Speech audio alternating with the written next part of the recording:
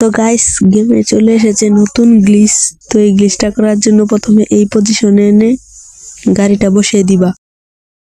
তো গাড়িটা বসায় দেওয়ার পর 3টা সাপ্লাই বক্স কিনবা।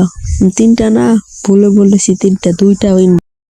তোর এই পুতুলটার বরাবর এখানে গাড়িটার পিছনে চলে যাবা, দেখবা বরাবর আছে কিনা। তারপর এখানে এই সাপ্লাই বক্স গুলো শুয়ে সাপ্লাই বক্স আর ফায়ার বাটন একসাথে দিয়ে দিবা। তারপর আমি একটা মেডিকেট নিয়েছি।